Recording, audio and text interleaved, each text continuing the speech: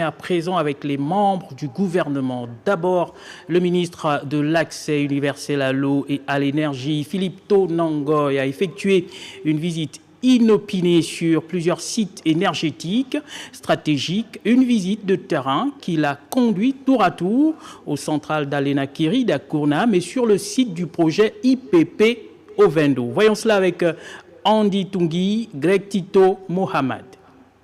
À Aléna-Kiri, les équipes techniques ont présenté aux membres du gouvernement les caractéristiques opérationnelles de la centrale et les défis liés à la maintenance et à la continuité de service. Nous sommes ici à Akournam 2, sur le site qui va abriter la prochaine centrale IP de Vendo.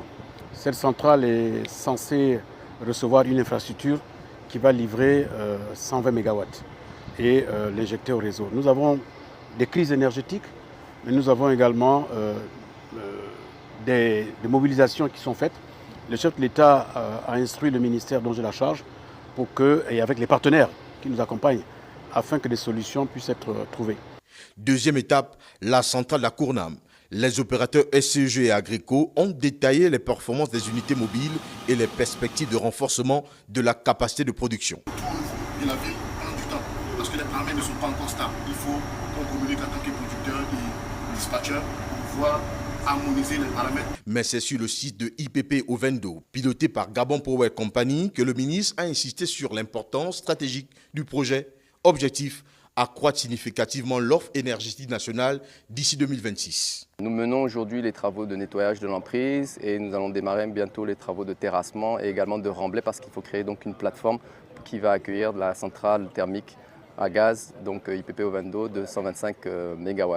Sur le terrain, les habitants des zones concernées par le déguerpissement ont salué le bon déroulement de l'opération et réaffirmé leur soutien à cette initiative gouvernementale. Venons par la même occasion soutenir ce grand projet mis en place par le chef de l'État au Lingingema parce qu'il tient effectivement à ce que les populations du Gabon vivent mieux. Un dialogue franc et direct avec les riverains illustrant la démarche inclusive de Philippe Tonangoy dans la conduite des grands projets. Un pays sans énergie ne se développe pas. Donc il y aura un impact sur les populations, mais il y aura aussi un impact sur l'économie. Parce qu'au Vendo, nous avons un certain nombre d'usines. Il y a la CIMAF qui va augmenter ses capacités de production. Il y a de même peut-être Sobraga. Il y a d'autres industries qui vont avoir des besoins de capacité énergétique. Donc cette usine va nous permettre de pouvoir répondre à ces besoins. En conjuguant rigueur technique et inclusion sociale, le gouvernement poursuit son engagement pour une énergie accessible, fiable et partagée. Le Gabon construit son avenir avec et pour les Gabonais. Dans l'univers de la santé, le dialogue social permanent vient de livrer ses conclusions. Le rapport a été remis par les syndicats au ministère de la Santé. Le point avec Ginette Mougoula Massala, Juste Njana, Chéli, Manéa. Présidé par le secrétaire général, les travaux du comité du dialogue social permanent du ministère de la Santé viennent de produire leurs conclusions. Le fruit d'un croisement serein des débats constructifs. Nous savons qu'aujourd'hui, vous ne pouvez pas tout résoudre, compte tenu de la transversalité des problèmes à résoudre. C'est pourquoi, Monsieur le ministre, dites au président de la République, chef du gouvernement, nous voulons qu'il réactive les conseils présidentiels sur la santé annuels. Faisant suite aux instructions de M. le ministre, nous avons travaillé avec les partenaires sociaux et ça s'est déroulé dans les bonnes conditions. Échange mutuel, respect mutuel. Et le résultat, c'est ce rapport-là qui met un certain nombre de recommandations et qui est soumis à l'appréciation de M. le ministre. Infrastructures, équipements, primes, affectations, tout a été noté pour être transmis aux plus hautes autorités. Donc je voudrais rendre un hommage particulier et à M. le secrétaire général et à tous les syndicats du secteur santé qui se sont pour une fois mis tous ensemble et ont pris de leur temps pour travailler et à la fin sortir un document consensuel que nous allons regarder à côté de la feuille de route que nous a donné le chef d'État, chef du gouvernement. Nous allons voir la cohérence ou comment ça se croise avec les desiderata non seulement des personnels de santé, mais effectivement des populations. L'évolution en catégorie des agents dont les carrières ont été plombées par le long gel de la fonction publique a permis au ministre de donner de 10 jours à 2 mois pour organiser les concours professionnels internes et d'entrer à l'INFAS. De son côté, Marc-Alexandre Ndoumba, ministre de l'économie numérique, de la digitalisation et de l'innovation, vient de visiter le Centre gabonais de l'innovation et l'Institut national des postes de l'information et de la communication. Objectif, toucher du doigt les réalités de ces structures, un état des lieux et des échanges chaleureux dans une ambiance conviviale. On voit cela avec Yves Oyono et Médard Engeng. Marc-Alexandre Ndoumba, ministre de l'économie numérique, de la digitalisation et de l'innovation, visite le Centre gabonais de l'innovation. C'était une visite très importante pour nous parce que aujourd'hui le CGI se positionne clairement comme un nouveau partenaire dans l'écosystème qui permet de booster l'innovation, en capacité d'adapter des solutions existantes dans le domaine du digital ou de créer de nouvelles solutions. Après le Centre gabonais de l'innovation, le ministre Ndoumba a reçu un autre accueil chaleureux à l'INPTIC. Ça m'a fait très plaisir d'aller visiter le Centre gabonais de l'innovation et l'INPTIC. J'ai été nommé, comme vous le savez, membre du nouveau gouvernement par le chef de l'État à la tête du ministère de l'économie numérique pour lui donner une impulsion forte à tous les niveaux. Une école supérieure de référence au taux de réussite élogieux et adaptée aux réalités gabonaises du moment en matière d'adéquation, formation, emploi. Il était important que le corps étudiant, le corps formation et la partie innovation fassent également partie de nos échanges. Et donc j'ai été agréablement surpris par la qualité de l'infrastructure au CGI. C'était vraiment bien avec des imprimantes 3D, avec tout ce qui touche aux studios, aux ordinateurs, et un environnement vraiment qui est propice au développement de l'innovation dans notre pays, avec des Gabonais qui savent faire et qui ont de la matière. Animé par le même intérêt, le ministre Ndoumba s'est fait le plaisir de découvrir au mieux cet institut à travers les différentes interventions qui ont marqué cette rencontre. Pour le ministre Ndoumba, ce fut une journée de découverte et de partage importante. Voilà, parlons à présent de cette visite inopinée du ministre de l'Entrepreneuriat, du Commerce et des PME dans 2 usines de la commune d'Ovendo. Il s'agit de CIMAF et des sucreries du Gabon. On en sait un peu plus avec Yannick Menga.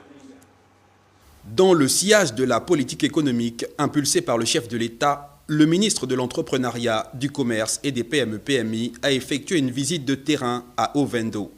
2 unités industrielles stratégiques étaient au programme, les sucreries du Gabon et l'usine de production de ciment CIMAF.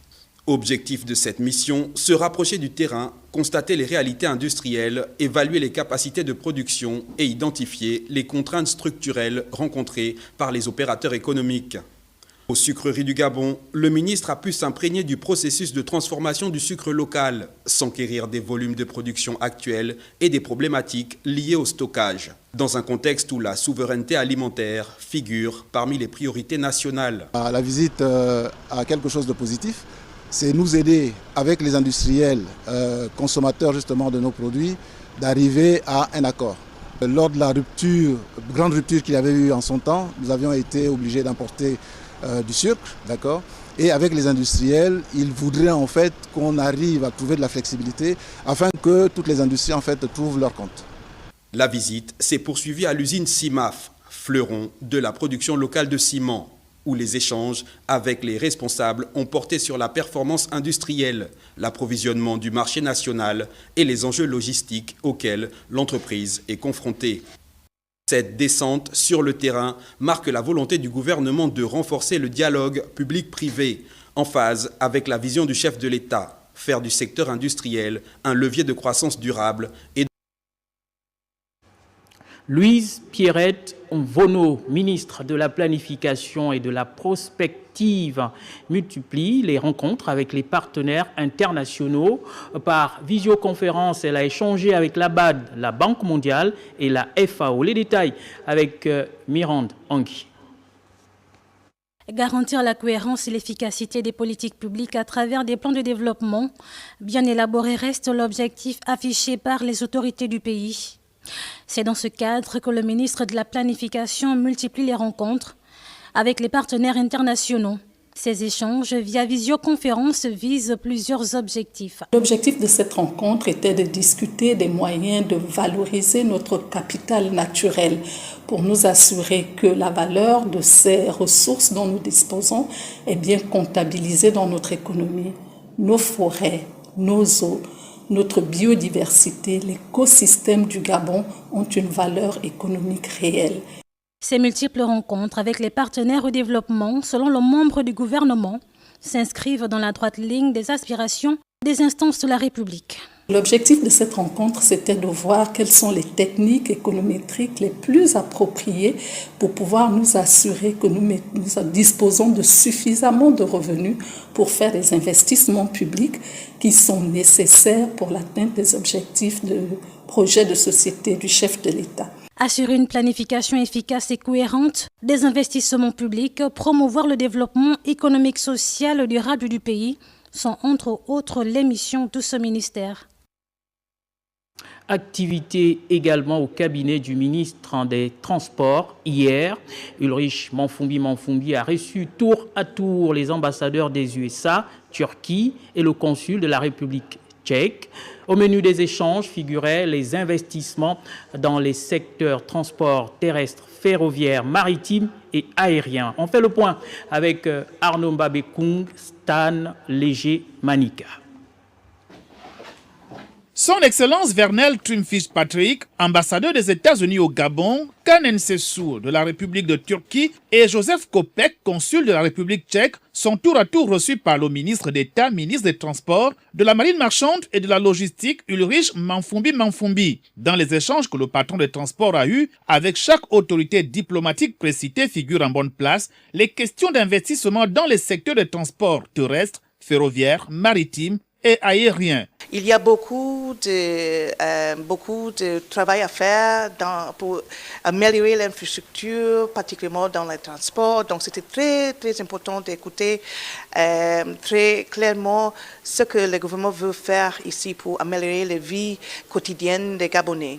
Il y a des possibilités dans tous les domaines des transports, donc le transport terrestre, le transport maritime, l'aviation. On a discuté possibilité de coopération entre République tchèque et Gabon dans le domaine du transport public, du transport aéronautique.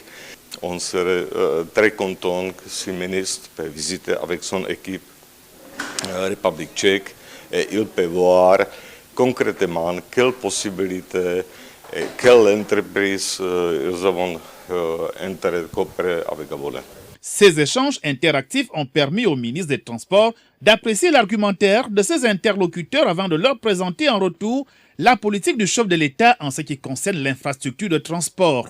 Il est utile de préciser que parmi les projets prioritaires de Brice-Clotaire au Lingingema, 2 échoient au transport, à savoir la construction du port en eau profonde de Mayumba et le chemin de fer Belinga-Mayumba. L'accompagnement des partenaires au développement est donc un pas vers la réalisation de ces projets.